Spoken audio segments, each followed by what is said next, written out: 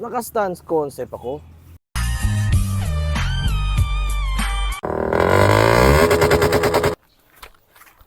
Siyempre, mga stance concept user kami. Of course, hindi pwedeng hindi sumayad yung araro namin sa simento.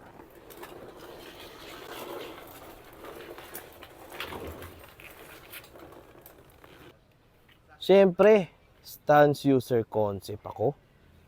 Hindi po pwedeng walang kakaibang burlolo yung mga motor natin. Boom!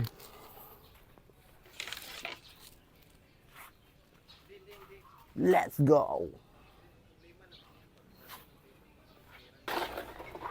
Naka-stance concept ako.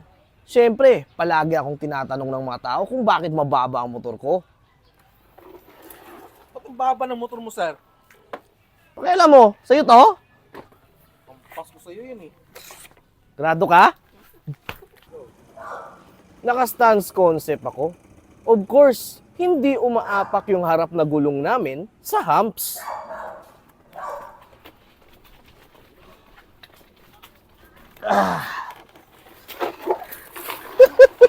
Naka-stance concept ako.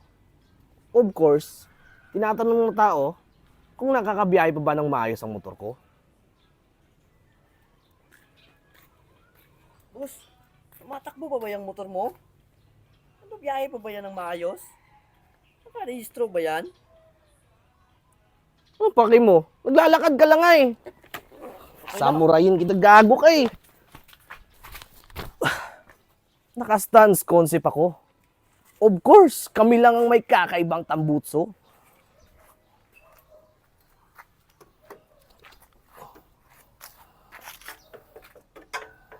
Oh. Naka-stance concept ako. Of course, pag may lubak, dapat naming iwasan. Pero pag may chicks, hindi namin yan iiwasan. Pre, may chicks. Puti ng legs. Uy! Diretso pre, diretso, diretso! Naka-stance concept ako. Of course, mapa 2 wheels man o 4 wheels, humble lang palagi ito. Low and slow. Let's go!